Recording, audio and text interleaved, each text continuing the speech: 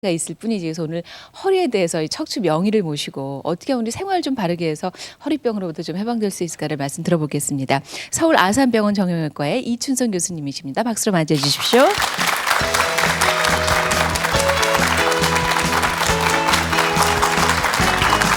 어서 오십시오. 안녕하세요, 교수님. 아유, 감사합니다. 예. 잔잔한 무늬가 들어간 붉은색 넥타이가 아주 잘 어울리십니다. 신경 써서 메고 나오신 거죠? 네, 보니까 국내의 정치인들이 네. 이 공식 행사에 넥타이 빨갛게 맨 걸 보니까 참 점잖아 보이고 멋있어 보여서 저도 조금 시청자분들께 멋있어 보이려고. 네. 성공하셨죠? 네. 멋있어 보이십니다. 근데 혹자는 남성들의 넥타이가 뭐 허리에 안 좋은 영향을 미친다 뭐 이런 얘기도 하더라고요. 글쎄요, 그건 금시초문인데. 아, 그렇습니까? 네. 걱정 없이 그냥 넥타이를 네. 편하게 해도 되지요. 네. 허리에는 뭔데 목에는 안 좋을 것 같아요. 답답하니까. 그렇죠. 그렇죠? 네. 하도 그 허리 환자들을 많이 보셔서 정작 네. 교수님 허리 아프실 때는 어떡하시나 그런 생각도 들어요. 네, 저도 허리가 이제 좀 편치 않은데 특히 그 집사람 그 쇼핑 백화점 쇼핑 댕길 때 이렇게 따라 댕겨야 되니까 그때 조금 불편합니다. 아주 특정한 순간에만 네, 불편하시군요. 네. 근데 안 따라 댕길 수는 없고요. 그러니까 그럴 때는 허리 아프다는 핑계를 대도 되겠군요. 네, 근데 뭐 핑계 안 대고 그냥 잘 따라 댕기죠. 근데 교수님은 또 이렇게 뭐 워낙 명의로도 유명하시지만 형제가 다 똑같이 척추 전문이셔서 형님은 서울대 의대 이춘 교수 네, 맞으시죠? 네, 그래서 네. 허리가 옆으로 휘었으면은 형님을 찾아가고 뒤로 휘었으면 동생을 찾아가 이런 말이 환자들 사이에 유행이래요. 근데 한 10년 전에는 제가 이제 허리 앞으로 구분병 수술을 많이 했습니다. 근데 요새는 제가 조금 이따 말씀드리겠지만 그 허리 구분병은 주로 이제 보존적인 치료, 수술 아닌 치료를 많이 하고 저도 요새는 이제 측만증 수술을 많이 해서 그 저희 형 이춘기 교수하고 많이 서로 좀 의견 갖고 뭐 의견도 나누고 그러고 있습니다.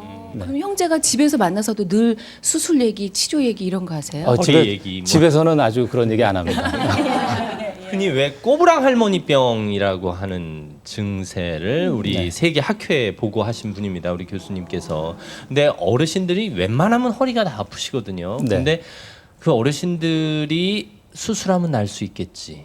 치료받으면 날 수 있겠지. 이런 생각에 늘 사로잡혀 계시다 보니까 오히려 허리에 대해서 지나친 관심을 가지시는 게 아닌가 싶기도 해요. 때로는. 네. 그 수술은 너무 좀 그 부담이 많고요. 수술로 고쳐지는 경우는 제한적이고 미리 생활에서 예방하는 게 굉장히 중요합니다. 그러니까 오늘 그 예방법을 알려주시는 예, 거죠. 네. 네. 박수로 강의 청해 주시기 바랍니다.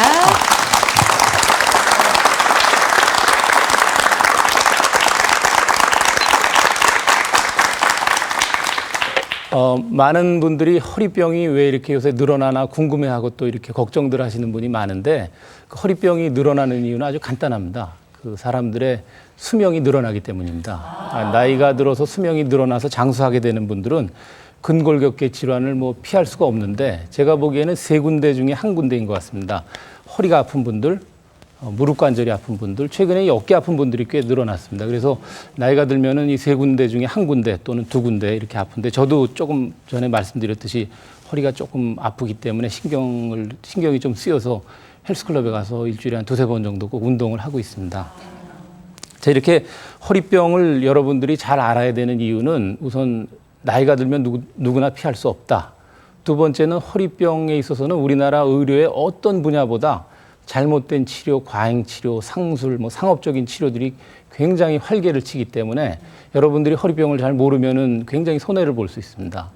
뭐 주식을 잘 모르고 주식 투자하면은 손해를 보는데 주식이야 뭐 잘 모르면 그냥 외면해 버리면 되죠. 투자 안 하면. 근데 허리병이야 아니 뭐 나 허리병 몰라 그럴 수가 없는 거죠. 나이 들면 다 생기는 거니까. 그래서 여러분들이 허리병에 대해서는 잘 알고 있어야지 뒤늦게 막 후회하고 뭐 수술을 잘못 받고 나서 후회해 봐야 다 이제 원상 회복이 안 되죠. 그래서 여러분들이 오늘 허리병에 대해서 제가 말씀을 드릴 텐데 오늘 말씀드릴 그 허리병을 제가 어떤 거를 말씀을 드릴지 먼저 전체적인 윤곽을 아셔야 되니까 그 전체적인 내용을 먼저 여기다 써놓고 하겠습니다. 제가 여러분들한테 허리병 그러면은 통증이죠, 통증. 허리의 통증을 요통이라고 그러는데 요통에는 두 가지가 있습니다. 그래서 살아가면서 사람이 두 발로 걸어 다니기 때문에 누구나 겪을 수밖에 없는 그런 요통을 우리가 단순 요통이라고 그러는데 제가 그냥 단순 요통에 대해서는 그냥 간단하게 조금 이따 언급을 하고 넘어갈 것입니다. 그러면 단순 요통에 대비되는 두 번째 요통이 질병에 의한 요통이죠. 질병에 의한 요통. 이걸 병적인 요통이라고 그러는데 병적인 요통을 오늘 주로 말씀을 드릴 것입니다. 여러분들이 병적인 요통에 대해서 가장 먼저 떠오르는 병이 어떤 게 있죠, 여러분들이? 요통에. 그렇죠. 디스크죠.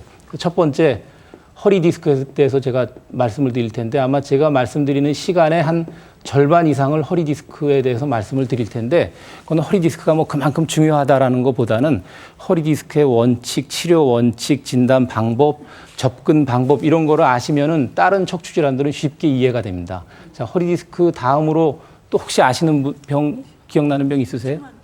측만증. 예, 제가 측만증은 세 번째로 말씀드릴 것입니다. 측만증은 사실 직접 요통하고 관계가 있는 병은 아니지만 학부모들 10대 자녀를 둔 학부모들의 아주 주 관심사항입니다. 요새 학교 검진을 하기 때문에. 근데 여기 허리 디스크보다 훨씬 진짜 많은 병이 있습니다. 누구나 피할 수 없는 병. 척추관 협착증이라고 들어보셨죠? 척추관 협착증. 그래서 제가 두 번째로 척추관 협착증에 대해서 말씀을 드릴 것이고 뭐 여러 가지 척추 질환이 많이 있지만 그 시간 관계상 제가 또 대표적인 거 한 가지만 더 말씀을 드리도록 하겠습니다. 나이 드신 분들이 제일 두려워하는 게 뭐죠? 노년기에 골다공증이죠. 네, 그래서 제가 골다공증 때문에 생기는 요통에 대해서 설명해 드리도록 하겠습니다. 골다공증. 그 다음에 세 번째로 요게 이제 주 본론이 될 것이고 제가 세 번째 결론 부분에 가서 허리병을 어떻게 예방하는지 예방 방법에 대해서 말씀을 드리도록 하겠습니다. 오늘 말씀드릴 내용이 이런 내용입니다. 자, 그래서 이제 첫 번째로 단순 요통에 대해서 먼저 보겠는데 단순 요통은 어떤 증상을 나타내느냐? 어떤 분들 보면은 뭐 젊은 분이건 나이 드신 분이건 간에 잠을 잘못 자고 나서 허리가 아프다는 분들이 있고 또 어떤 분들은 무거운 물건 들고 나서 허리 아프다. 또 머리를 감을 때 한 번에 못 감고 한 두세 번은 꼭 이렇게 일어서서 가지고 이렇게 쉬어야지 감을 수 있다. 이런 분들이 있고 부부관계 후에 허리가 아프다. 또 젊어서는 괜찮은데 나이가 들면서 허리 아픈 분들이 있습니다. 이런 증상들이 단순 요통의 증상입니다. 근데 나는 괜찮은데 나는 아픈데 옆집 아줌마는 괜찮다. 이거 이렇게 불공평하냐? 이렇게 생각하실 수 있죠. 그러니까 어떤 사람은 아프고 어떤 사람은 안 아프다. 결국 거기서 나온 개념이 바로 강한 허리, 약한 허리의 개념입니다. 그래서 약한 허리가 강한 분들은 단순 요통이 생기지 않습니다. 허리가 약한 분들은 단순 요통이 생기는데 그렇다면은 요것과 요것의 차이는 뭐냐? 바로 허리 근육의 차이입니다. 근육의 차이. 그래서 제가 조금 이따가 허리병 예방에서 어떻게 강한 허리를 만들 수 있는지 그 요령에 대해서 조금 이따 설명을 해드리도록 하겠습니다. 자, 그러면은 이제부터 본론인 병적인 요통에서 특히 허리 디스크에 대해서 말씀을 드리도록 하겠습니다. 자, 이제 허리 디스크에 대해서 뭐 의사들이 제가 뭐 레지던트나 학생들 강의하듯이 강의를 하면 아마 다들 지루하실 테니까 제가 이제 일반 분들이 과연 허리 디스크라는 진단을 받았을 때 뭐가 제일 궁금한지 한번 앙케이트를 해봤습니다. 그래서 한 100분한테 물어봤습니다. 그래서 가장 궁금한 게 뭐냐? 그래서 제가 순서대로 가장 많이 나온 거 100% 나온 게 있습니다. 여러분들이 한번 나나 내 가족이 디스크 진단을 받았을 때 뭐가 제일 궁금하다고 여러분들은 생각되세요? 혹시 내가 디스크 진단을 받았다. 그럼 뭐가 제일 궁금하세요? 첫 번째로. 100%입니다. 네. 수술해야 하는 것 아닌가? 수술해야 하는 것 아닌가? 겁이 난다는 겁니다. 디스크 그러면 겁이 납니다. 자, 두 번째는 어떤 게 있을까요? 두 번째. 수술을 해야 한다면 째는 수술은 싫다. 째는 수술은 싫다. 째는 수술은 싫고 다른 방법 없나? 다른 방법을 찾는 게 두 번째 질문입니다. 다른 방법 어떤 게 있냐? 세 번째는 자, 디스크에 걸리면은 결국 완치가 되냐? 완치가 돼서 내가 평생 살아가는데 지장이 없느냐? 생활에 지장이 있나? 이게 세 번째 궁금한 겁니다. 네 번째로 궁금한 거는 어떤 병원 또는 어떤 의사를 찾는 게 제일 좋으냐, 최선이냐, 이런 의문사항입니다. 다섯 번째는 물론 이 밑에도 많이 있습니다. 근데 중요한 거 5가지만 말씀을 드리겠는데 다섯 번째는 하도 디스크 진단이 많이 내려지니까 근데 도대체 나 디스크 맞아? 라는 진단에 의문을 표시하는 것입니다. 혹시 우진이 아닐까 이런 생각하실 수 있죠. 네. 그래서 이 5가지를 한번 제가 쭉 디스크를 설명을 해드리면서 5가지 궁금증을 풀어보겠는데 뭐 순서대로 하는 건 아니고 먼저 요거부터 한번 보겠습니다. 그래서 나 디스크 맞아라는 거는 이 디스크가 과연 진단에 대해서 궁금해하는 거죠. 근데 우리나라 국민들이 지금 방금 보셨듯이 디스크에 대해서는 굉장히 오해가 있습니다. 한번 요 자료 화면 한번 보실까요? 디스크에 보면은 오해가 있는데 허리가 아프면 다 디스크다. 두 번째는 디스크는 수술해야 된다. 세 번째는 수술한다면 뭔지 잘 모르지만 최신 수술 방법, 뭐 레이저, 고주파. 저도 무슨 방법인지 잘 모르는데 그런 거를 굉장히 찾습니다. 그냥 레이저면은 도깨비 방맹이다. 그냥 뚝딱 하면 난다. 이런 잘못된 것 때문에 여러 가지 부작용들이 양산이 됩니다. 근데 이런 부작용 때문에 굉장히 그 환자분들이 고생하는 경우가 많은데 그 우리나라 어떤 신문에서 조사를 했더니 그 우리나라 사람들이 무서워하는 병 1순위가 암, 고혈압, 세 번째가 디스크입니다. 제가 그런 계통의 병을 전공을 하고 있지만 이건 조금 뭔가 잘못된 거다. 왜 잘못됐냐? 아마도 사람들은 허리만 아프면 다 디스크라고 이런 오해하기 때문에 이런 그 사람들이 디스크를 무서워하게 된 것 같습니다. 자, 그러면은 디스크라는 게 과연 어떤 병인지 그거부터 한번 보도록 하겠습니다. 자료 화면에서 한번 보실까요? 네. 여기 보시면은 요게 이제 정상입니다. 정상인데 여기 척추뼈가 있고 디스크가 있고 뼈가 있고 디스크가 있고 이 디스크라는 건 뼈끼리 부딪히면 안 되니까 그 사이에서 쿠션 역할, 완충 역할을 해주는 거죠. 근데 여기 있는데 이 완충 역할을 해주는 좋은 역할을 하는 게 무언가 어떤 원인 때문에 튀어나오게 됩니다. 여기 이제 신경을 누르게 되면은 그 신경이 눌려서 다리가 저리고 아픈 증상이 나타나게 됩니다. 그래서 디스크라는 병은 제가 여기다 다시 한번 그려보면은 척추뼈가 있는데 이렇게 뼈가 있죠. 사람 몸은 목뼈 7개, 등뼈 12개, 허리뼈 5개, 그 밑에 골반뼈가 있죠. 한 25개 정도의 뼈로 되어 있는데 이 사이에 이렇게 디스크가 있습니다. 디스크가 있는데 이게 이렇게 튀어나와서 뒤에 있는 신경을 이렇게 누르는 거죠. 이 그림이 이해가 되세요? 네. 제가 그림 잘 그렸죠? 네. 아마 이제 원래 척추외과 시작하면서 저희 교수님이 저를 가르쳐준 교수님이 그림을 많이 그려라. 척추 그림도 매일 그리고 그랬습니다. 그래서 뭐 그림 잘 그립니다. 어쨌건 자, 이렇게 누르는 병이 디스크인데 자, 여기서 첫 번째 디스크의 증상은 뭐냐? 두 번째 원인은 뭐냐? 진단은 어떻게 할 것인가? 요걸 한번 생각을 해보겠습니다. 그래서 자, 증상은 이 병이 어디에 있죠? 허리에 있죠. 그러면 당연히 허리는 아프겠죠. 근데 디스크는 특징적으로 요 신경이 어디로 내려가냐면은 저 다리로 내려갑니다. 그러니까 디스크 환자들은 증상을 느낄 때 허리만 느끼는 게 아니라 엉치, 뒤쪽, 요 다리, 발까지 느낍니다. 근데 어떤 분들은 오히려 허리 통증은 없는 분들도 있습니다. 특히 학생들은 그렇게 이 다리 증상을 많이 느끼는데요. 그래서 이런 증상을 느낄 때 느낍니다. 원인은 뭐냐? 이게 디스크 왜 생기냐? 한때는 이게 퇴행성이다, 노화다, 나이가 들어서 생긴다 이렇게 생각했습니다. 근데 9살짜리, 10살짜리도 디스크가 생깁니다. 그러니까 그거랑 꼭 관계가 없다. 관계가 있을 수도 있지만 없을 수도 있다. 두 번째는 외상, 다쳐서 생긴다. 근데 안 다치고도 나 아침에 일어났더니 다리가 저리고 진단해보니까 디스크다. 그러니까 지금은 잘 모릅니다. 원인을 모르는데 이 디스크라는 물질에 어떤 우리 몸속에서 면역 반응, 뭐 부적절한 면역 반응, 또 가정주부들이 무거운 물건을 오랜 기간 들고 이런 사소한 외상이 축적돼서 또는 노화 이런 것들이 복합적으로 생긴다. 하지만 아직은 잘 모른다. 이렇게 잘 모를 때는 모른다고 이게 겸손하게 얘기를 해야 됩니다. 조금 아는 것 같고 아는 척하면 안 되고. 네. 자, 이런 거고 증상은 제가 금방 말씀드렸죠.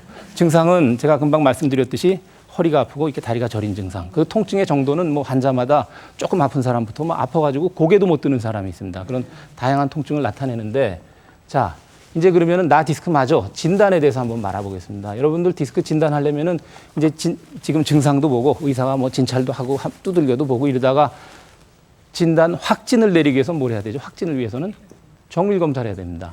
자, 정밀 검사에서 여러분들이 알고 있는 정밀 검사 어떤 게 있으세요? MRI. 당장 나오네요. 예. 근데 1980년 이전에는 그 디스크 진단을 할 때 이렇게 척추에다가 여기다 바늘을 꽂아가지고 약물을 주입하는 조영술이라는 걸 했는데 제가 학생 때입니다. 근데 옆에서 보면은 수술보다 더 힘듭니다. 검사가. 하고 나면 머리도 아프고 그러다가 1980년대 저 영국에서 CT라는 게 발견이 됐습니다. 근데 이 CT가 한 10년 동안 아주 환상적인 검사로 자리 잡았는데 1990년대 되면서 MRI가 들어오면서 CT는 완전히 가버렸습니다. 물론 CT가 지금 뭐 폐나 뭐 이런 내장 기관에는 아주 좋은 검사지만 척추에서는 아닙니다. 그래서 여러분들 CT 검사는 누가 어느 병원에 가서 CT 하자 그러면 아이 그거 보험은 되지만 이거 하고 나면 MRI 또 해야 되거든요. 수술 받은 환자는. 자, 그래서 MRI 검사를 하는데 MRI 문제가 뭐죠? 보험이 안 되는 거죠. MRI 얼마쯤으로 알고 계세요? 네. 지금 대학병원에서는 대개 60만 원 넘습니다. 60만 원. 그러니까 이제 가정주부들이 MRI 찍으라 그러면 뭐 두부 한 모를 사도 싼 거 찾고 뭐 배추 한 포기 10원, 20원 따지니까 전화를 합니다. 여러 병원에 전화를 해서 얼마냐? 그러면 20만 원, 40만 원 뭐 막 덤핑 치는 병원들이 많습니다. 자, 근데 그렇게 싼 MRI를 찾는 건 좋은데 문제는 뭐죠? 싼 게 빚이 떡일 수 있습니다. 그래서 어떤 얘기냐? 자, MRI는 처음 나왔을 때 0.3 테슬라라는 여러분들이 이 단어는 기억해 두시는 게 좋을 것 같아요. 0.3 테슬라에서 시작해서 0.5 테슬라, 그 다음에 1.0 테슬라, 그 다음에 1.5 테슬라로 넘어갔습니다. 그래서 1.5 테슬라, 최근에는 3.0 테슬라까지 병원에서 사용이 되고 있습니다. 근데 최소한 주의사항이 가격 따지는 것도 중요하지만 1.5 테슬라급 이상의 기계로 검사를 해주는 게 좋습니다. 만약에 좀 깐깐한 의사는 이런 걸로 검사를 했다. 근데 수술을 해야 된다고 오면은 다시 하자 이걸로 다시 합니다. 저도 그런 사람 중에 하나입니다. 그래서 처음부터 값만 따지시지 말고 값도 따지지만 1.5 테슬라급 이상인지. 그러니까 여러분들이 요거를 기억하죠. 테슬라. 이 테슬라라는 사람은 이게 사람 이름인데 T-E-S-L-A. 이 사람은 그 니콜라 테슬라라는 사람입니다. 이 사람은 원래 유고슬라비아 사람인데, 그러니까 유고슬라비아가 여러 나라로 나뉘었죠. 그래서 지금 세르비아, 크로아티아. 근데 크로아티아에서 테슬라 박물관을 만드니까 세르비아가 우리나라 서로 싸웁니다. 자기 나라 사람이. 그래서 하나에서 박물관 만드니까 세르비아에서는 공항 이름을 테슬라 공항으로 바꿨습니다. 이 사람이 듣지도 보지도 못한 사람인데 뭐 이렇게 대단한 사람인가. 근데 제가 이 사람에 관한 그 책도 읽어보고 그랬더니 굉장히 대단한 사람인데 이 사람은 1856년생입니다. 그러니까 제가 왜 기억하냐. 저보다 딱 100년 먼저 태어났습니다. 그래가지고 이 사람이 20대 미국으로 이민을 갔습니다. 이민을 가가지고 에디슨, 그 발명왕, 에디슨 밑에 조수로 들어가서 이렇게 고생을 하다가 나중에 에디슨하고 경쟁을 했는데 에디슨이 이 사람 때문에 굉장히 스트레스를 받았습니다. 결국은 이 경쟁의 승자는 테슬라였습니다. 왜냐? 이 사람은 전기에는 교류와 직류가 있죠. 이 사람은 교류 전기를 주장을 했고 에디슨은 직류 전기를 주장을 했습니다. 결국은 에디슨이 졌죠. 그래서 그 에디슨 회사가 망했죠. 그래서 JP 모간이라고 들어보셨죠? 네. 금융업자가 인수를 해서 그게 다시 넘어가서 지금 무슨 회사죠? GM, 제너럴 일렉트릭입니다. 예. 어쨌건 이 테슬라라는 사람이 평생 관심을 가졌던 거는 좀 황당하지만 순간이동입니다. 순간이동. 제가 이 순간에 갑자기 하고 사라져서 저 일본 앞바다에 나타나는 거예요. 근데 이 사람이 실제로 이거 성공했다라는 그런 뭐 믿지 못할 얘기도 있는데 여러분들 혹시 영화 중에 프레스티지라는 영화 보셨어요? 프레스티지라는 영화에 보면은 마술사들이 막 경쟁을 하죠. 중간에 스칼렛 요한슨이라고 이쁜 여자를 놓고 경쟁을 하다가 한 사람이 순간이동을 하니까 또 한 사람은 이 사람을 찾아갑니다. 거기서 이 사람이 나옵니다. 이 얘기를 드리는 이유는 테슬라라는 사람을 이름을 기억해서 MRI 검사는 얼마 이상 하라고 그랬어요? 1.5 테슬라급 이상의 그 검사를 해라. 근데 교수님 그 0.3과 3.0이 물론 이제 수치만 들어도 뭐 네. 높은 게 좋겠구나는 네. 생각이 들지만 네. 구체적으로 어떻게 좋은 건데 왜 1.5? 이게 이 테슬라라는 게 그 MRI 기계 속에 들어있는 자석의 크기거든요. 근데 요번에 우리나라의 그 뭐 길병원의 조장희 박사님 뭐 7.0 테슬라로 했다고 엄청나게 화질이 굉장히 좋습니다. 네, 그러니까 이 희미한 거하고 뚜렷한 거하고 아주 뭐 세세한 것까지 다 보입니다. 높을수록. 근데 척추에서는 1.5 테슬라면 충분합니다. 네. 자, 제가 이제 지금 요 맨 밑에 요거를 나디스크마저 요거는 지금 설명을 드렸고요. 자, 이제 그 다음으로 요 치료에 대해서 한번 알아보도록 하겠습니다. 치료 쪽에서. 자, 디스크의 치료. 그러면은 너무나도 많은 치료 방법들이 있습니다. 제가 생각해도 정신을 못 차립니다. 그래서 우리 다기망양이라고 그러죠. 길이 너무 많아서 어느 길로 갈지 모르겠다. 뭐 어떤 사람은 째는 수술해라, 뭐 레이저 수술해라, 고주파 수술해라, 5분 수술, 옆병원에서는 10분 수술. 그러니까 다른 병원은 5 내지 10분 수술, 뭐 인조 디스크 수술, 침, 뜸, 탕제, 정신을 못 차립니다. 한마디로 디스크 치료는 난세입니다. 난세. 그러니까 여러분들이 이런 난세에 정신을 차리려면 어떻게 해야 되죠? 예, 원칙에 따르면 손해 안 봅니다. 원칙. 그래서 어떤 원칙을 딱 중시해야 되는데 두 가지 원칙이 있습니다. 두 가지 원칙. 첫 번째, 자연경과라는 원칙. 두 번째는 검증이라는 원칙입니다. 검증. 그래서 이 자연경과라는 원칙은 달리 얘기하면 자연 치유라고도 할 수 있습니다. 자, 이 두 가지인데 이 두 가지는 디스크에서만 해당되는 얘기가 아니고 모든 척추질환에서 해당이 되고 나아가서 모든 의료계에 여러분들이 이제 앞으로 가족분들이 어떤 질병을 앓는다 그럴 때 이 원칙을 꼭 기억을 하십시오. 그래서 이거를 잘 알아두시면 굉장히 도움이 될 것입니다. 자, 자연경과 자연치유라는 것은 무엇이냐? 어떤 질병을 치료하지 않았을 때 그 질병이 밟는 경과를 얘기합니다. 그럼 어떤 사람들은 야, 병에 걸렸는데 왜 치료 안 해? 뭐 부도덕하다 이럴 수 있는데 그런 차원을 떠나서 질병을 치료하지 않았을 때 어떤 병이 밟는 경과를 꼭 생각을 하고 병을 치료해야 됩니다. 예를 들면 위염 같은 것도 위암. 치료하지 않으면 6개월 내지 1년 만에 전이가 돼서 죽죠. 반드시 치료해야 되죠. 맹장염은 어떻죠? 맹장염 놔두면 터져서 복막염 되고 사망하죠. 감기는 어때요? 감기. 뭐 한 일주일 정도 뭐 열도 나고 골골하다가 되게 일주일 지나면 건강한 성인은 좋아지죠. 그래서 감기에서는 뭐 약 쓰면 7일, 약 안 쓰면 일주일. 뭐 그런 얘기 하죠. 그죠? 자, 그렇다면은 네. 디스크의 자연경과는 어떠냐? 디스크의 자연경과. 이 디스크의 자연경과는 어떠냐? 이게 굉장히 중요합니다. 100명이면 80명에서 즉 80%의 환자에서 특별한 치료를 하지 않아도 한두 달 내에 증상이 좋아진다는 것입니다. 그러면서 결국은 시간 좀 더 지나가면 완치가 된다. 자연 치유율이 몇 %죠? 80%죠. 꼭 기억을 하십시오. 자, 요거를 꼭 기억을 하십시오. 자, 어떤 높아요, 사람이 정말로? 디스크 진단이 디스크가 증상이 나타나서 아파가지고 뭐 어떤 전문 병원 찾아갔다. MRI 찍고 놔두면 마비되니까 내일 당장 수술하시죠. 수술을 받았습니다. 싹 좋아졌습니다. 이 사람은 그 다음 날부터 그냥 계속 야, 이 병원 명이다. 최고다라고 댕기는데 잘 생각해보면 뭐죠? 쓸데없는 수술을 받았을 가능성이 80%죠. 또 어떤 사람이 한방병원에 가서 침뜸을 한 달 내내 받았고 나서 좋아졌습니다. 이야, 이 한은 용하다. 사실은 자연 치유된 거죠. 그렇죠? 그런 가능성을 생각해야 됩니다. 그러니까 그게 꼭 뭐 수술, 침뜸이 필요 없다라는 얘기가 아니라 불필요한 치료였을 가능성. 왜? 자연 경과가 있으니까 생각하십시오. 자, 그 다음에 이제 검증으로 가보겠습니다. 검증. 저는 현대의학에서 가장 중요한 단어 하나를 꼽으려면 저는 검증이라는 단어를 꼽겠습니다. 검증. 자, 우리 디스크에서만 봐도 그동안에 아주 많은 치료들이 이렇게 1980년에는 뭐 효소주사 시들해지고, 그 다음에 뉴클레오톰 시들해지고, 또 그 다음에 레이저 그냥 시들해지고, 관절경 없어지고, 내시경 수술이 지금 쭉 좀 가고 있죠.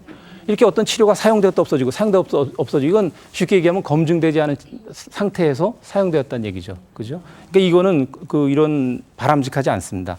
근데 이런 디스크 치료 중에 아주 제가 느끼기에 저 개인적으로는 참 코미디 같은 치료가 있었는데, 오존 치료라는 게 있었습니다. 오존 치료.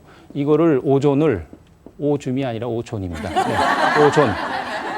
이거를 디스크 내부에다가 이렇게 주사를 합니다. 주사를 하면은 증상이 좋아진다라고 그래서 한동안 뭐 9시 뉴스에도 나오고 막 그랬어요. 이게 센세이션한 치료법이 개발됐다.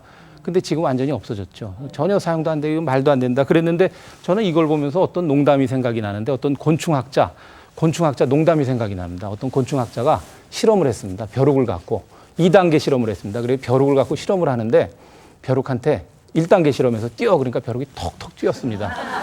2단계 실험에서 벼룩의 다리를 다 떼어내고 나서 뛰어 그러니까 벼룩이 뛰질 못하죠. 그러니까 이 사람이 결론을 내렸어요. 벼룩은 다리를 떼어내고 나면 잘 듣지 못한다. 뛰어 그래도 못 들어서 안 뛴다는 거죠. 무슨 말인지 아시겠어요? 굉장히 어리석죠. 근데 바로 그게 여기 저는 해당이 된다고 생각이 됩니다. 오존 치료를 해서 좋아졌다. 오존 치료하려고 입원해가지고 진통소염제도 먹고 주사도 맞고 물리치료도 받고 쉬고 그래서 증상이 좋아졌는지, 이걸로 좋아졌는지 검증이 안 된 거죠. 그런 상태에서 이 치료를 하는 거는 뭐 곤충학자 크게 다를 바가 없다고 생각이 됩니다. 아침에 제가 이제 일어나서 조간신문을 보면은 뭐 열면은 가관이에요. 뭐 의료 광고가 워낙 많이 나오는데, 키 크는 물질을 개발했다. 어떤 병원도 아니에요. 무슨 키 크는 연구소. 그 다음에 뭐 머리가 좋아지는 탕제를 개발했다. 그런 걸 하는데 제가 참 답답한 게 제가 한 가지 예를 들어보겠습니다. 몇 년 전에 전 세계적으로 가장 큰 제약회사 MSD라는 제약회사에서 진통소염제 관절염 약을 개발했는데 바이옥스라는 약을 개발했습니다. 이 약은 효과도 좋고 아주 널리 사용이 됐었는데 전 세계적으로 가장 많이 사용이 됐는데 이 약을 10년, 15년 사용하다 보니까 어떤 아주 소수의 환자에서 뭐 많은 건 아니고 소수의 환자에서 약간의 심장에 부담을 주는 걸 알게 됐습니다. 그래가지고 이 약이 전량 회수되고 폐기되고 지금 소송에 들어가 있는 걸로 알고 있는데 이렇게 가장 큰 제약회사에서 천문학적인 돈을 들여서 아주 오랜 기간에 개발을 한 약도 부작용이 발견이 되는데 그건 무슨 자기 혼자 약을 개발한다 이런 거는 말이 안 되죠. 그런 거는 제가 보기엔 검증이라는 관점에서 볼 때 절대로 말이 되지 않습니다. 근데 이제 우리 사회에 보면은 무슨 민간요법, 민중의술, 저 계룡산 도사가 내려와서 치료하는 것도 인정해야 된다라는 주장들이 있습니다. 몇 년 전에 보니까 현직 판사가 의사, 치과의사, 한의사만 치료하는 거 위헌이다라고 위헌 소송을 제기했어요. 병을 낫게 하면 누구나 계룡산 도사나 치악산 도인 다 인정해야 된다. 근데 그런 치료법들, 그런 사람들이 예를 들어서 내려와서 내가 새로운 비법을 개발했는데 이걸로 암을 치료한다라고 얘기를 하는데 문제는 그런 방법들의 문제는 뭐죠? 첫 번째, 치료 효과가 재생이 될 것이냐. 자기가 정한 몇 명의 환자에서 효과가 있는데 객관적인 100명을 모아놓고 하면은 되게 한두 명에서 효과가 나타날까 말까. 그 한두 명에서 나타나는 거는 기적이지 치료 효과가 아닙니다. 그러니까 인정받을 수 없죠. 두 번째는 부작용의 문제입니다. 지금 말씀드린 바이옥스도 그렇게 철저하게 연구한 약도 부작용이 있는데 개인이 계룡산에 앉아가지고 개발한 약제가 부작용이 없을 수 있겠습니까? 그런 거 인정받을 수 없죠. 그래서 이런 검증이라는 게 굉장히 중요한데 어떤 분들은 제가 이런 검증 얘기를 하면은 그 검증이라는 거는 서양의학의 아주 소견 좁은 편협한 사고방식이다. 우리 동양은 안 그래. 다 포용을 해요. 이렇게 얘기를 합니다. 근데 그렇지 않습니다. 저 노노의 위정이라는 노노의 위정편에 보면은 공자님이 그런 말씀을 했습니다. 개인의 주관적인 아주 좁은 경험을 갖고 이걸 객관적인 진리라고 인정하면 안 된다라고 검증의 중요성을 강조를 하셨습니다. 이 동서고금을 막론하고 검증은 굉장히 중요한 것입니다. 그래서 여러분들이 디스크 치료 원칙을 제가 치료를 하면서 먼저 이 말씀을 드린 거는 디스크에서도 자연경과와 검증된 치료만, 이거를 고려하고 검증된 치료법만을 받아들인다. 이해가 되시죠? 네. 자, 그러면은 이제 치료로 돌아가서 조금 전에 제가 80%에서 한두 달 지나면 좋아진다고 그랬는데 이게 왜 좋아지는지 한번 잠깐 자료 한번 보실까요? 이 환자는 2000년 5월 9일로 돼 있네요. 한 30대 여자 환자인데 이 디스크가 여기 나온 거 보이시죠? 네, 이게 나와서 너무너무 아파했습니다. 한 2달이 지나도 아프고 석 달 가까이 돼도 아파서 저도 수술을 권했습니다. 이거 자연치유 안 된다. 근데 이 환자가 그냥 계속 버티면서 진통소염제도 먹고 통증 주사도 맞고 이러다 보니까 한 석 달 지나서 증상이 좋아졌어요. 그리고 이제 일상생활하고 병원에 오지 않다가 이상하다. 내가 그때 디스크 수술하라는 얘기까지 들었는데 이렇게 좋을 수가 있나. 자기가 불안해진 거예요. 너무 좋아서. 그래서 6년 만에 와서 MRI를 찍었더니 이게 싹 흡수가 됐어요. 이렇게 흡수된 사례도 종종 있습니다. 자, 그러면은 저렇게 흡수된 건 아주 재수가 좋지만 이걸 떠나서 그러면 왜 이게 디스크 증상이 한두 달 만에 좋아지느냐. 요거에 대해서 여러분들이 그 원리를 한번 알아보겠습니다. 자, 과거에는 그러면은 이 환자가 3개월 만에 증상이 좋아졌을 때 MRI를 또 이건 6년 만에 찍은 거죠. 근데 3개월 만에 찍었을 때 이 디스크가 싹 들어갔을까요? 아니죠. 여전히 나와 있겠죠. 그럼 궁금증이 생깁니다. 왜 3개월 만에 디스크는 그대로 나와 있는데 통증은 좋아질까라고 연구를 막 하게 됐습니다. 이게 다 MRI 검사가 나온 이후에 연구가 진행이 됐는데 그러다 보니까 여러분 이 디스크가 튀어나오면서 눌러서 아픈 것보다는 디스크가 튀어나오면서 여기서 어떤 물질들이 나옵니다. 이 물질은 염증을 일으키는 물질이 나와요. 그래서 신경에 염증이 생겨요. 자, 그러면 여러분들 손등에 상처가 났어요. 이렇게 상처를 입어가지고 일하시다가 곪죠? 아프죠?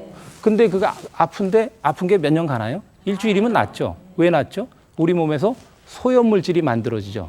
그러니까 여기서 소염물질이 만들어집니다. 우리 몸에서 소염물질이 만들어져가지고 이게 한두 달 지나면서 가라앉는다는 것입니다.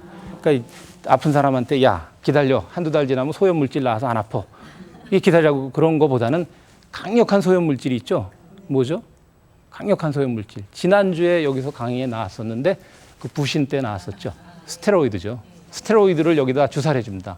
그러면은 진짜 아픈 환자가 즉시에 그냥 안 아파집니다. 제가 옛날에 아주 유명한 정치하신 분인데 그분 한 80세 때 디스크가 생겨서 주사 치료를 했더니 이분이 나중에 저한테 뭐라고 표현을 하냐면 너무 아팠는데 싹 안 아파지니까 마치 예수님이 안진뱅이한테 일어나라 그러니까 일어난 자기가 그런 기분을 느꼈다고 그럴 정도로 합니다.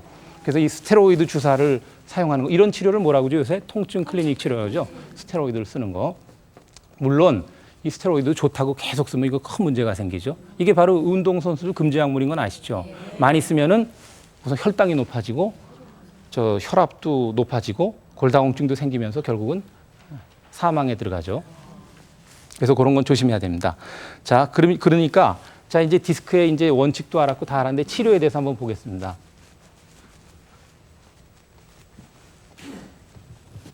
설명을 참 쉽게 해주셔서 이해가 금방 이해 잘 가네요. 되세요? 예. 제가 원래 말이 굉장히 빠른 편인데 지금 아주 조심하고 있습니다. 교수님 무척 재밌으시네요. 예. 네. 자, 디스크의 치료는 첫 번째 보존적인 치료, 비수술적인 치료는 의사들은 그냥 이렇게 보존적이란 말을 씁니다. 보존적 치료. 그 다음에 두 번째가 수술 치료입니다. 수술 치료. 근데 보존적인 치료라는 거는 이렇게 80%에서 저절로 좋아지는 이러한 자연 경과를 감안해서 뭐 통증 치료도 하고 여러 가지 치료법들, 뭐 물리 치료, 약물 치료, 뭐 이런 치료법들을 써가면서 치료하는 것이 바로 보존적인 치료입니다. 예, 그래서 그래가지고 이런 자연 치유가 되는 것과 이런 뭐 스테로이드 요법, 약물 여러 가지의 도움을 받아서 치료하는데 이제 여러분들이 그러면은 자 디스크가 증상은 좋아졌는데 디스크가 아까 같이 저렇게 흡수가 되지 않고 남아 있다. 이럴 때는 어떻게 되냐? 궁금증이 생기시죠. 제가 그거는 조금 이따 다시 말씀을 드리도록 하겠습니다. 그리고 자 그다음에 이제 수술 쪽에 대해서 한번 알아보겠습니다. 수술. 나 디스크가 생긴 거 참 재수가 없다. 디스크 생겼다. 근데 80% 자연 치유되는데 들어갔으면 좋겠는데 나는 20%에 들어갔다. 되게 재수없다. 이건 막 운이 얼마나 없는지 말이야. 이거 디스크 생긴 것도 재수없는데 또 여기 못 들어가고 여기 들어갔냐. 운이 되게 없다. 운의 문제로 돌릴 문제가 아니고 이유가 있습니다. 이런 환자들은 되게 수술을 받아야 될 환자들은 그 통증이 너무 심해서 그냥 누워가지고 고개도 못 돌립니다. 제발 이 다리를 잘라도 좋으니까 이 통증만 없애달라. 그러면 한두 달 기다릴 수 있겠어요? 못 기다리죠. 뭐 스테로이드 주사 치료를 했는데도 듣지 않고 그러면은 수술해야 됩니다. 두 번째는 발목이나 발가락이 탁탁하고 마비가 돼서 안 움직일 때 이런 환자들은 종종 있습니다. 이때는 응급으로 수술해야 되고 아주 드물지만 대소변장애 온 환자도 급히 수술해야 됩니다. 근데 이런 환자들 이렇게 이 자연 치유가 되지 않는 20%의 환자들은 대개 어떤 환자들이냐? 척추관 협착증이 있는 환자들입니다. 요게 같이 있는 환자들입니다. 요것과 요게. 그래서 제가 여기서 한번 단면을 요렇게 내보겠습니다. 단면을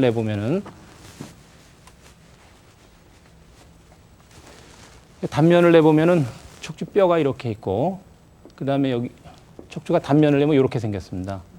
그리고 가운데 이렇게 척추관이 있는데 요 가운데 척추관으로 요로 요 신경이 지나가게 됩니다.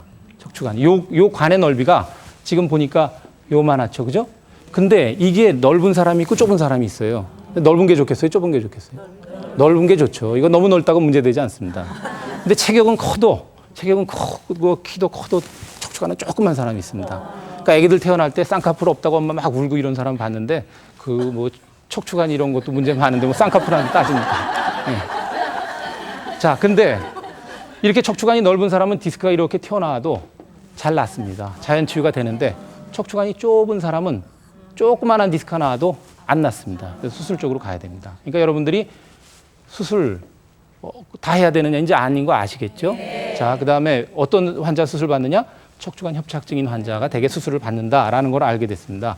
자, 그러면은 이제 수술에는 어떤 방법이 있느냐? 수술에는 두 가지 방법이 있습니다. 크게 한 가지는 째는 수술, 사람들이 무서워하는 째는 수술. 그 다음에 또 하나는 뭐죠? 째지 않는 수술. 이거를 뭐라고 그러죠? 요새는 조금 짠다 그래서 최소 침습 수술이라고 그럽니다. 최소 침습 수술. 근데 이제 여기에 뭐 1980년대부터 사용되었던 효소요법, 뭐 뉴클레오톰, 레이저, 내시경, 뭐 고주파, 물칼, 요새 물로 칼을 만들어서 하고요. 뭐 초음파 여러 가지가 사용이 되는데 문제는 이런 방법들을 사람들은 대단한 방법으로 알고 있지만 사실은 이게 그 최소 침습 째기는 이런 건 보통 한 3cm 짠다 그러면 이거 한 1cm 미만으로 째는데 째기는 조금 되는데 들어가서 해집는 건 더 심해요. 막 들어가서. 그리고 이제 이런 걸 주장한 사람들은 뭐 국소 마취로 된다 그러는데 이게 틀린 얘기입니다. 사실 마취라는 게 환자 편하라고 있는 거죠. 옛날에 저 의학이 발달하지 않았을 때 뭐 1700년대 이때는 전쟁터에서 다리를 다치면 다리를 절단해야 되죠. 그때 치료가 없으니까. 그때 마취가 발달이 안 돼서 그냥 생마취로 잘랐습니다. 술 먹이고 잘랐는데 그때 스타 의사들은 이거 빨리 자른 의사입니다. 그래서 어떤 의사는 문헌에 따르면 자르는데 7분 걸렸답니다. 그 사람이 쫙 등장하면 박수치고 이랬답니다. 그러다 이제 전신마취가 나왔죠. 근데 이건 당연히 전신마취 하죠. 근데 이걸 국소마취를 한다. 국소마취 하는 게 전신마취를 못 합니다. 이런 수술. 왜냐? 예를 들면 지금 제일 많이 하는 내시경 수술 같으면 7mm 정도의 관이 들어가는데 관을 이렇게 집어넣다가 이 디스크 옆에 신경인데 신경을 콕 찌르면 환자가 아파요. 그럼 방향을 바꿔야 됩니다. 근데 만약에 전신마취를 하면 그대로 뚫죠. 수술 후에 톡톡 마비가 와 있죠. 그래서 국소마취를 하는 거지 국소마취가 장점이 아닙니다. 무슨 말인지 아시겠죠? 그래서 이런 방법이 사용될 환자도 있지만 굉장히 제한적이고 이게 그렇게 안전한 방법이 아니고 또 비용이 이거 의료보험 되죠? 이건 안 되죠. 그죠? 그래서 또 많이 하는 그런 것도 없지 않습니다. 근데 이런 방법들은 그 신경 다칠 가능성도 높고 현재 미국이나 우리나라나 가장 많이 하는 수술은 째는 수술 좀 조그맣게 째고 현미경이나 돋보기 하는 수술. 그건 신경 다칠 가능성도 없고 비용도 싸고 결과도 좋고 그렇게 돼 있습니다. 자, 그다음에 이제 이 완치가 가능하냐라는 요 질문에 대해서 한번 볼까요? 완치가 가능하냐? 아까 한번 여기서 보셨듯이 디스크가 뭐 싹 흡수된 환자 생활하는데 아무 지장 없죠. 근데 증상은 싹 좋아졌는데 디스크가 좀 남아 있는 환자 허리가 아프죠. 그러면은 그때는 이제 제가 좀 이따 말씀드릴 운동요법들을 하면은 뭐 살아가는데 큰 지장 없습니다. 수술해서 좋아진 환자도 디스크 제거하게 되죠. 그러면 물론 쿠션 역할하는 디스크가 좀 줄어드니까 조금 문제는 있지만 뭐 허리 운동하고 그러면 살아가는데 문제가 없습니다. 문제는 재발입니다. 재발됐을 때 보존적인 치료로 좋아진 환자는 여전히 자연 치유 가능성이 80%다. 이해가 되세요? 근데 수술한 환자는 대개 좀 더 큰 수술로 가야 됩니다. 그러니까 가급적 이걸로 가는 게 굉장히 중요하다는 거 알 수 있겠죠. 자, 그 다음에 어떤 병원 찾는 게 최선이냐, 어떤 의사 찾는 게 이게 이제 다시 돌아와서 제가 아침마다 조간신문 보면은 이 의료 광고가 참 많은데 원래 의료 광고라는 거는 국민들에게 올바른 의료 정보를 제공한다라는 건데 어떤 치료법도 장점이 있고 단점이 있고 밝은 면이 있으면 어두운 면이 있죠. 근데 의료 광고라는 거는 장점과 밝은 면 위주로 제공을 하지 우리 병원에 수술하면 이거 문제 생깁니다. 이런 거 하겠어요? 안 하죠. 그러니까 제가 보기엔 아주 불공평한데 언제부터 의료 광고가 됐는데 특히 디스크, 뭐 관절염, 임플란트, 한의원 이런 데 광고가 많은데 예를 들면은 디스크 같으면은 뭐 5분 만에 수술로 낫는다. 한 잠 자고 나면 수술 끝이다. 이게 수면 마취. 근데 수면 마취 그거 저는 제 가족이 수면 마취하면 절대로 안 시킵니다. 그리고 마취과 의사가 갖춰진 병원에서 수면 마취 안 합니다. 그다음에 뭐 노인 맞춤형 척추 수술. 뭐 말은 기가 막힌데 노인들 뿅 가죠. 근데 꼭 맞는 건 아닙니다. 최근에 어떤 한의원 광고를 보니까 그 광고 카피가 수술에만 의존했던 디스크 관절염 수술 없이 해결할 수 있다. 모르는 분들이 보면 확 와 닿는데 그 카피가 사실인가요? 언제 관절염을 수술에만 의존했습니까? 디스크도 20%밖에 수술 안 하죠. 그러니까 제가 요 추천을 하고 싶으면은 너무 상업적인 병원들 피하고 의료 광고 많이 안 하는 병원들 중에도 굉장히 실력 있고 좋은 병원들 많습니다. 그리고 만약에 어떤 병원에 갔을 때 디스크 수술해라라고 나면은 한 번 더, 두 번 다른 병원 가서 두 번째 의견, 세 번째 의견 얻어보는 것도 괜찮습니다. 제가 이런 얘기하면은 혹시 무슨 의료 불신 그런 얘기하는데 이런 거는 미국 같은 데서는 아주 보편화되어 있습니다. 그러니까 여러분들이 그렇게 하시고 제가 이제 디스크 끝내면서 마지막으로 한 가지 정리를 해드리겠습니다. 자, 디스크라는 거는 크게 두 종류가 있는데 한 가지는 증상이 없는 디스크입니다. 건강진단 받으러 무슨 회사 중역 같은 분들이 건강진단 받으러 가서 MRI 찍었더니 뭐 평소에 아무렇지도 않았는데 디스크 있는데요 라고 진단이 나와가지고 막 놀란 분들이 많아요. 근데 그거는 증상이 하나도 없는 40대가 100명이 40대 사람이 100명 찍으면은 40%가 디스크라고 나오고 50대가 찍으면 50%가 나옵니다. 70대가 찍으면 100% 나옵니다. 이런 의미 없는 디스크는 치료 전혀 필요 없죠. 네. 자, 이번에는 증상이 있는 디스크. 자기가 아파서 병원을 찾아간 경우는 증상 있는 디스크. 이거는 아까 뭐라고 그랬죠? 80%가 수술할 필요 없죠. 예, 이거 정상생활 가능하고 20%가 수술로 가야 되는데 이 중에 째는 수술이 더 안전하고 아주 제한적으로 최소 침습 수술 쪽으로 갈 수 있다. 이제 디스크 이해가 되세요? 네. 자, 그러면 이제 척추관 협착증이라는 병에 대해서 한번 가보겠습니다. 척추관 협착증.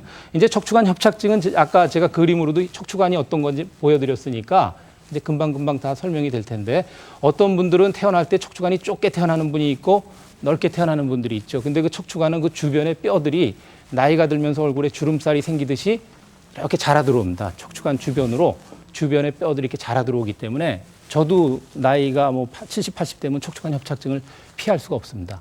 그러니까 디스크는 40대 이전의 병이고 협착증은 한 50대 이후의 병입니다. 그러니까 누구나 피할 수 없는데 가급적 척추관이 넓게 태어난 사람은 유리하겠죠. 좁게 태어난 사람은. 근데 척추관이 정상으로 태어났음에도 불구하고 척추관 협착증이 돼서 수술을 받는 사람들이 있습니다. 어떤 사람들이냐? 바로 불안정 척추인 사람들입니다. 이게 무슨 소리냐? 척추가 불안정하다는 게 불안정 척추입니다. 우리가 척추는 집이죠. 집의 기둥이죠. 이렇게 집이 있으면은 기둥인데 이 기둥이죠. 기둥 역할 하죠. 이 기둥 하나를 끊어서 보면은 기둥이 이렇게 있는데 이 기둥에 금이 가서 이렇게 어긋나 있는 이런 사람들이 있습니다. 이렇게 막 움직이는 사람들이 있습니다. 이 병이 바로 척추 전방전이증입니다. 사실 척추 전방전이증은 척추 수술을 제대로 하는 병원에서는 가장 흔한 척추 원인 질환입니다. 근데 이런 척추 전방전이증에서는 평생 이게 움직이다 보니까 이 뒤로 지나가는 이 신경이 뒤로 지나가는데 신경이 이렇게 눌리게 되죠. 이렇게. 그러니까 척추 전방전이증, 요거는 척추관 협착증 같이 있는 거죠. 한번 자료 화면 한번 보실까요? 여기 보면은 그 척추뼈가 이렇게 어긋나 있는 거 보이시죠? 네, 어긋나 있어서 굉장히 괴롭습니다. 잘 걷지도 못하고 뭐 한 5분도 못 걷고 그래서 수술해서 이걸 맞춰주고 뭐 이런 걸로 받쳐줬습니다. 이런 분들은 되게 워낙 수술 전에 증상이 심했기 때문에 수술 후에는 거의 뭐 정상생활하고 굉장히 만족스럽게 느낍니다. 근데 여러분들이 이거 보셨지만 무슨 기계가 들어가죠? 금속이 들어가죠? 그러니까 사람들이 굉장히 겁을 내요. 근데 그래서 척추 수술을 해봐야 뭐 잘해봐야 본전이다. 뭐 이런 얘기들 하는데 척추 수술이라는 거는 을 결정하기 전에는 꼭 생각해야 될 게 있습니다. 우리가 맹장염이나 담낭 같은 건 수술할 때 떼어내면 끝이죠. 척추 수술은 저런 금속을 넣는 수술하거나 하면 허리도 뻣뻣해지고 이제 여러 가지 문제가 남을 수 있기 때문에 수술로 얻는 게 있으면은 잃는 게 있어요. 근데 얻는 것과 잃는 것이 차이가 많아야지 수술할 만한 가치가 있죠. 얻는 게 요만큼인데 잃는 것도 요만큼이다. 얻는 게 요만큼인데 잃는 게 이만큼이다. 수술하면 망하는 거죠. 그러니까 수술하고 나서 야 이거 뭐가 좋아졌냐 그런 거 잃는 거를 고려를 안 한 거죠. 무슨 말인지 아시겠죠? 네, 제가 지금까지 척추 협착증에서 말씀드렸고 다음에 측만증에 대해서 한번 보겠습니다. 한번 자료 화면 한번 보실까요? 아유, 사진만 봐도 진짜 많이 휘었네요. 네, 여기에 보니까 이게 척추가 옆으로 휜 거 보이시죠? 옆으로. 여기 보니까 90도 휘었네요. 90도. 그래서 이게 제가 아마 올해 수술한 애인데 척추 똑바로 펴졌어요. 좀 끔찍하죠? 제가 한 100도 미만은 뭐 그냥 큰 무리 없이 저도 스트레스 안 받고 수술하는데 작년엔가 저 우즈베키스탄에서 어떤 사업가가 자기 딸을 둘 데려왔어요. 근데 자매인데 큰 애가 90도. 또 선천성인데 둘 다. 근데 작은 애는 140도예요. 그래서 그 둘째 애 때문에 그냥 한 달 반 입원해가지고 진짜 저도 스트레스 엄청 많이 받았습니다. 근데 뭐 요 정도는 크게 스트레스 안 받는데 뭐 모스크바도 갔다 오고 근데 우리나라가 측만증 수술이 굉장히 앞서 있어요. 결국 우리나라 와서 해결을 했는데 이런 측만증은 제가 오늘도 요 강의 마치면 들어가서 이제 측만증 수술 한 분을 할 텐데 저는 뭐 측만증 수술은 마치 알피니스트들이 히말라야 가서 산 타듯이 이렇게 저는 굉장히 측만증 수술하는 거를 이렇게 뭐 무서워하진 않습니다. 근데 자, 측만증에 대해서 간단히 보면은 측만증은 빈도가 어떤 1000명 학생이 있는 학교에 가서 하면은 빈도가 2%입니다. 그러니까 1000명에 20명 정도 있죠. 그리고 이 문제는 90%가 원인을 모르는 겁니다. 왜 이렇게 원인 모르는 게 많은지, 아까 디스크도 몰랐는데 이걸 연구하기 위해서 과거 5, 60년 동안 많은 연구를 했는데 뭐 가설은 많은데 아직 몰라서 모를 때 우리가 의학 용어로 특발성 측만증이라고 합니다. 특발성 측만증이고 치료는 이게 좀 적게 휘었을 때 25도 미만은 이건 아까 얘기했지만 그냥 자연 어떻게 되느냐 보고 관찰합니다. 예, 그냥 자연 경과를 보기 위해서 25도에서 40도는 보조기를 차죠. 보조기. 근데 이 보조기라는 게 이게 여기서부터 턱부터 그냥 골반까지 이 쇠로 된 거를 하루에 몇 시간? 22시간, 23시간. 잘 때도 차고 잡니다. 그러다가 이제 애들이 도저히 못 견디니까 그런 치료를 한 3, 40년 해왔죠. 그러다가 이제 겨드랑이 밑으로 내려갔죠. 내려가서 요새는 조금 많이 편해졌는데 저는 8시간 미만으로 채웁니다. 그 다음에 이게 45도 이상 넘어가면은 수술을 하게 되는데 지금 뭐 이 아까 보셨지만 이런 90도 수술해도 살아가는데 큰 문제가 없습니다. 그래서 이 혹시 이제 측만증 가신 부모님들 중에 수술에 대해서 굉장히 걱정을 많이 하는데 사실 측만증 수술하면은 얘가 정상적으로 살아갑니다. 그래서 제가 이미 다 본인이 공개를 했기 때문에 제가 두 분을 여기서 소개를 해드리면은 그 첼리스트 중에 요요마라고 있어요. 굉장히 세계적인 그분이 측만증 수술 받았는데 원래 이 악기를 하는 게 굉장히 노동인데 뭐 별 지장 없고 또 한 분은 얼마 전에 신지혜 선수가 미국 LPGA에서 우승을 하는데 그때 5등을 한 선수가 스테이시 루이스라는 선수가 인터뷰를 하더라고요. 그래서 제가 인터넷을 뒤져봤더니 그 선수도 측만증 수술했습니다. 몸속에 기가 들어가 있는데 근데 뭐 프로 선수 하는데 아무 지장이 없어요. 그러니까 수술하는 데 대해서 너무 그렇게 걱정 안 하셔도 되고 제가 오늘 측만증을 말씀드리는 주된 이유는 측만증에 대해서 잘못된 얘기들이 굉장히 많습니다. 첫 번째가 측만증의 빈도는 뭐 20%다. 10배 뻥튀기죠. 또 뭐 우리나라 학생의 3분의 2가 자세 이상이다. 이런 거 다 틀린 얘기입니다. 두 번째는 이거는 잘못된 자세나 습관 때문에 온다. 맞아요? 아니죠. 원인을 모르죠. 그죠? 네. 그다음에 또 방치하면 디스크가 된다. 별로 관계없는 병이죠. 그다음에 방치하면 심폐기능 장애가 온다. 막 겁을 주는데 100도 정도 이렇게 휜 거는 올 수 있어요. 근데 일반적인 측만증은 안 옵니다. 가장 잘못된 거는 교정치료입니다. 제가 이제 측만증 교정치료 효과 없다 그러면 그 어머님들이 잘 안 믿으려고 그래서 제가 이제 궁여지책으로 뭐라고 얘기를 하냐면 얼굴이 좀 넓적하다고 갸름한 얼굴로 만들려고 매일 눌러주는 교정치료를 해요. 그러면 갸름한 얼굴 되겠습니까? 안 되죠. 그거보다 더 불가능합니다. 측만증 저 몸속에 뼈가 비틀어져 있는 걸 밖에서 한다고 절대로 되지 않죠. 그죠? 그러니까 그 교정치료는 불가능하다라는 사실을 여러분들이 꼭 아셔야 되겠습니다. 자, 이제 골다공증에 대해서 한번 알아볼까요? 골다공증. 자, 골다공증은 나이 드신 분들이 가장 두려워하는 병이고 실제로 굉장히 그 삶의 질을 떨어뜨리는 병인 거는 틀림없습니다. 그래서 골다공증 특히 여성분들이 폐경될 때 여성 호르몬이 뚝 떨어지면 골다공증이 생기니까 여성 호르몬을 한때 썼죠. 근데 그 여성 호르몬이 뭐 자궁암, 유방암의 위험성이 뭐 잘 모르지만 좀 있다 그러니까 또 찝찝해서 안 쓰죠. 근데 골다공증은 제일 무서운 건 뭐죠? 부러지는 거죠. 어디가 부러지죠? 손목이 부러지고 고관절이 부러지고 척추가 부러지죠. 빈도는 척추가 워낙 뼈가 많으니까 제일 높은데 손목이 부러지면은 기부스하죠. 빙판에 넘어져서. 고관절은 100% 수술해야 됩니다. 수술 빨리 안 하면 돌아가시죠. 그 다음에 척추는 방법이 없었습니다. 그래서 누워 있었는데 최근에 이제 세멘트를 넣어주는 수술이 나와서 좀 빨리 걸을 수 있게 됐는데 그것도 또 아까 치료에는 밝은 면, 어두운 면이 있듯이 그것도 또 어두운 면이 있습니다.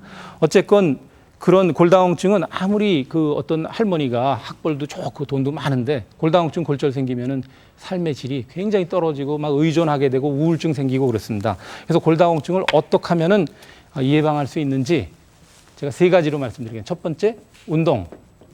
두 번째, 식사. 세 번째, 약인데 약이야 뭐 이제 병원 가셔서 골밀도 체크해서 받으시면 되니까 2가지 말씀. 운동은 어떤 운동이 좋냐? 뭐 딴 거 다 좋죠. 근데 제일 좋은 운동은 땅바닥을 쾅쾅 디디면서 걷는 운동이 골다공증이 제일 좋습니다. 이렇게 쾅쾅 디디면은 우리 몸에는 뼈를 만들어내는 고라세포라는 공장이 있습니다. 이 고라세포에서 뼈를 많이 만들어내니까 이 땅을 쾅쾅 디디고 이렇게 걷는 게 굉장히 좋습니다. 특히 맑은 날 햇볕을 쬐면은 피부에서 비타민 D가 생기면서 칼슘을 더 많이 흡수하거든요. 그래서 그렇게 걷는 운동을 많이 한다. 두 번째는 식사. 단백질 많고 칼슘 풍부하고 뭐 이런 육류 위주로 식사하는 게 굉장히 좋습니다. 그래서 뼈를 만드는 재료를 제공해야 되죠. 뭐 생선이나 이런 거 좋은데 그런 거 많이 식사를 해서 재료를 만들어줘야 되는데 문제는 뭐죠? 젊은 아가씨들이 다이어트를 하죠. 다이어트 야채만 먹고 이러면은 우리가 이제 이 뼈의 양을 보면은 그 20대 때, 20대, 30대 때 뼈의 양이 피크가 돼서 이렇게 돼서 60대 때 뚝 떨어지는데 이게 그 가능한 한 운동도 많이 하고 물론 유전적인 요소도 있지만 그래가지고 뼈의 양을 높여놓으면은 이렇게 내려오니까 나이가 들어서도 뼈의 양이 많죠.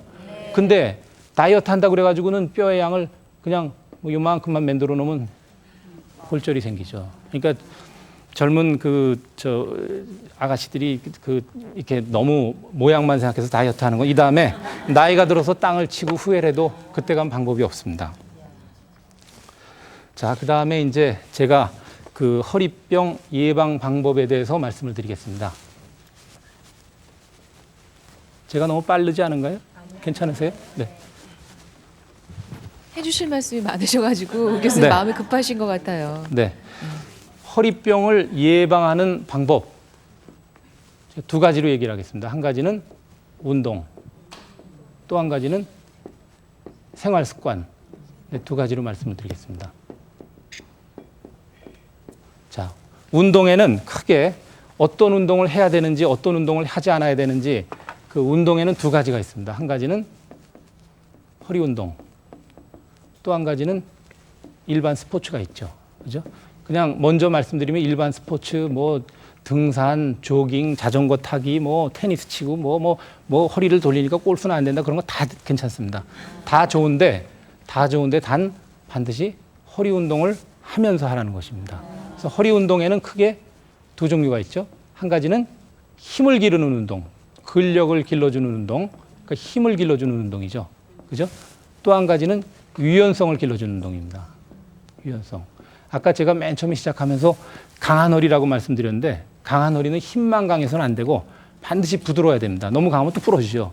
그러니까 이렇게 갖춰야 되는데 이 근력 운동에는 또 두 가지가 있죠. 한 가지가 여러분들이 이렇게 배를 만져보시면 만져지는 근육이 뭐죠?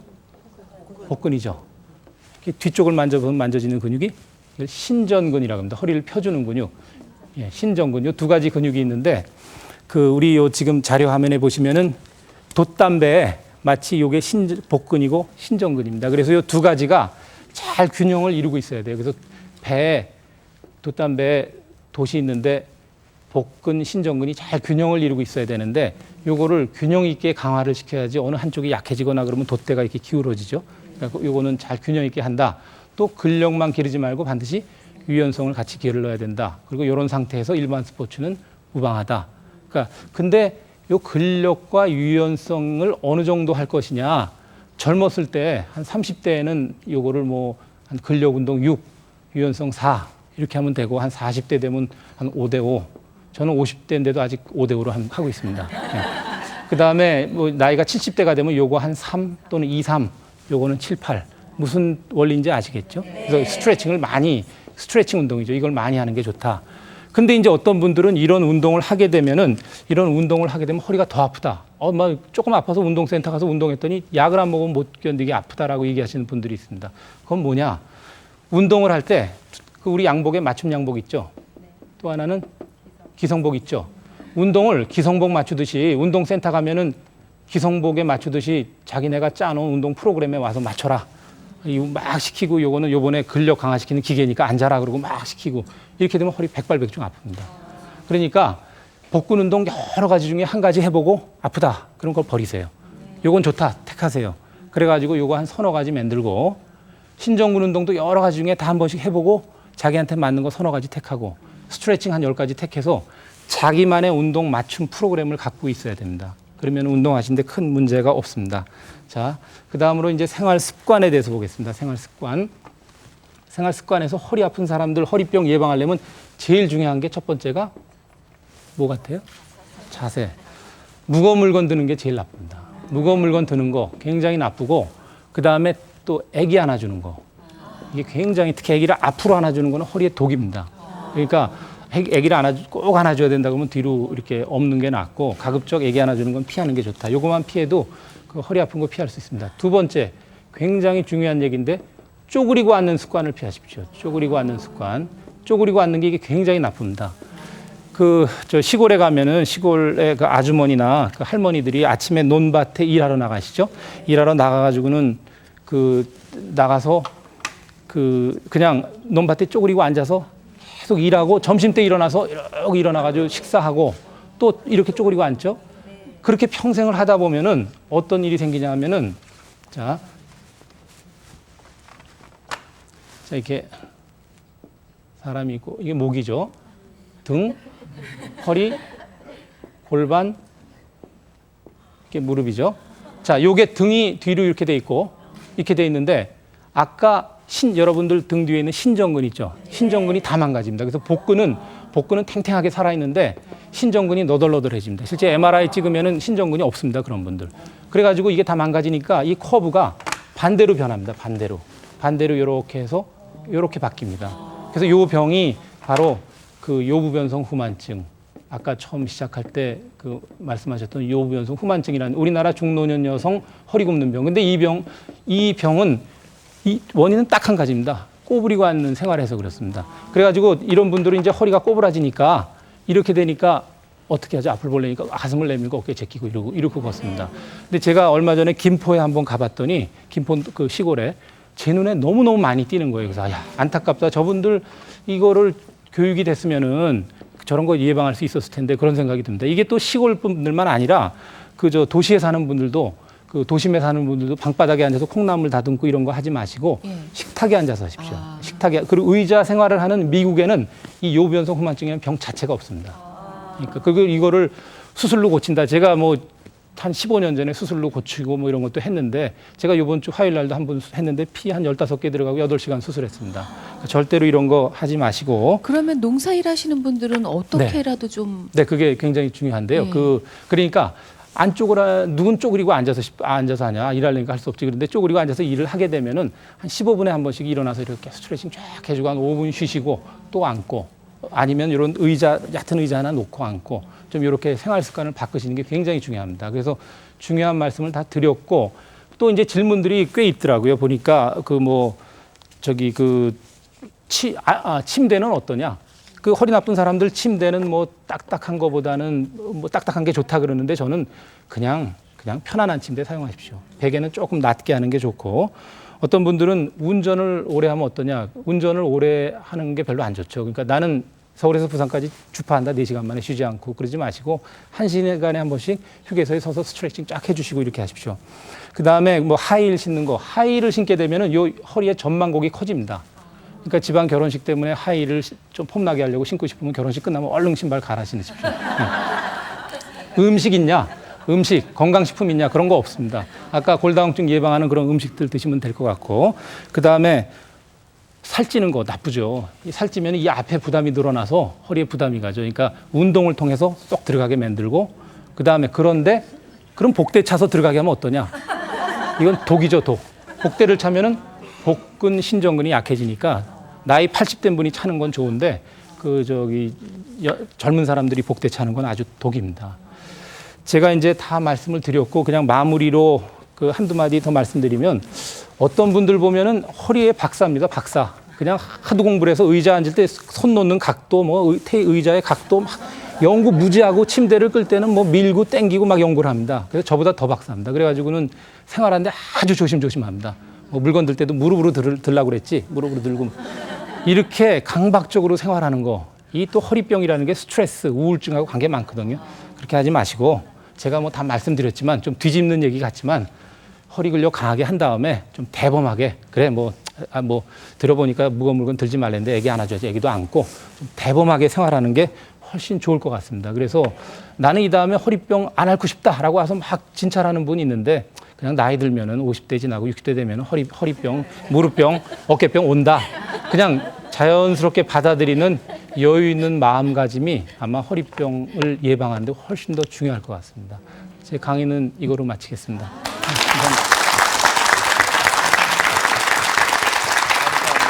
감사합니다. 아유, 워낙 쉽게 설명해 주시고 또 예. 요점 정리까지 잘해 주셔서 예. 지금 쪽지 시험 봐도 다 맞히시겠죠? 예. 네. 아유, 정말. 물 한 모금이라도 좀 드세요. 아, 물도 한 예, 모금 안 예, 드시고 그냥 예. 계속해서 네. 많은 정보를 예. 주시려고. 아, 근데 말씀드리니까 좀 마음이 편해지기도 하고요. 근데 저는 한 가지 이것도 좀 여쭤보고 네. 싶은데 그 허리 아프신 분들 주무실 때요. 네. 어떤 자세가 제일 좋으세요? 예, 그게 이제 원래 주무시는 자세는요. 이렇게 누워서 무릎 밑에다가 그 베개를 고여서 무릎을 살짝 굽혀주는 게 좋고 또 엎드리는 자세는 좀 안 좋다. 그 다음에 옆으로 새우잠 자는 건 좋다. 네네. 그러는데 문제는 잠을 자고 나면은 한 1분만 지나서 골아 떨어지면은 어떤 자세 취하는지 모르거든요. 근데 이제 또 학부모님들이 자세 그러면서 애들한테 막 그 외래 와서 얘 자세 좀 똑바로 하세요 그러는데 저는 개인적으로는 그렇게 생각합니다. 이건 개인적인 의견인데 자세라는 거는 자기의 골격과 근육의 힘을 통해서 가장 경제적인 자세를 취하는 거거든요. 아까 이제 김전환님께서 이렇게 네. 기대고 네. 이러는데 그게 가장 경제적인 자세거든요. 그래서 저는 자세는 이제 애들이 근력이 막 생기면 똑바로 되거든요. 그래서 저는 학부모님들한테 항상 얘기하는 게 자세 갖고 너무 애한테 스트레스 주지 마세요라고 얘기를 합니다. 그런 애들이 텔레비전 이런 거 봐도 그냥 가만 놔둬요? 저는 그거 괜찮을 것 같습니다. 어머. 자, 버르장머리 없어 보이는 점만 빼놓으면 괜찮습니다. 그러니까 최대한 자기 몸이 네, 편하게 네, 하는 네. 것은 어느 정도 네. 용납을 해줘야 네. 이런 말씀. 앉을 때도 그냥 이렇게 구부정하게 앉고 예. 앉는 것도 뭐 나쁘다 괜찮습니다. 대신에 좀 자주 자세를 변화시켜주고 좀 방정 맞다고 표현을 하는데 사무실에서 일할 때도 한 15분에 한 번씩 일어났다 앉았다 이렇게 하는 게 사실은 허리에 훨씬 더 좋은 겁니다. 스트레칭도 부지런히 예, 자주 해주고 스트레칭 굉장히 중요하죠. 네. 마음이 편해졌습니다. 네, 그러게요. 그러니까 너무 오히려 신경 쓰는 네. 게 더 나쁘다. 네. 저는 제가 허리가 조금 불편해서 그냥 제가 뭐 이렇게 말씀드릴 수 있습니다. 네. 우리 집 아이가 마음이 얼마나 편할까. 이 참. 오늘 정말 쉽게 좋은 얘기 네. 많이 들으셨죠? 다시 한번 박수로 감사 인사 전하겠습니다. 교수님 고맙습니다. 서울 아산병원 정형외과의 이춘성 교수님 강의를 들어봤습니다. 매주 목요일 아침마당 이런 시간입니다. 다음 주는 아까 교수님도 증권 주식 투자 말씀해 주셨는데요. 대신증권 송동근 전무를 모시고 왜 우리는 투자에 실패하는가? 주로 성공 얘기만 했었잖아요. 이렇게 실패하는 이야기 들어보겠습니다. 구정마루에서 백화점 상품권 주셨습니다. 금성출판사 푸른의 공부방에서도 백화점 상품권 준비해 주셨습니다. 내일은 금요일 생생 토크로 준비하고 있습니다. 흔히 화장실 갈 때 또 나올 때 마음 다르다고 하죠. 결혼 전후에 변화된 배우자의 모습 많이 생각하실 텐데요. 그럴 땐 이렇게 한번 확인하십시오. 여보, 나 뭘 보고 결혼했다고? 내일 이런 얘기 나누겠습니다. 내일 뵙겠습니다. 고맙습니다.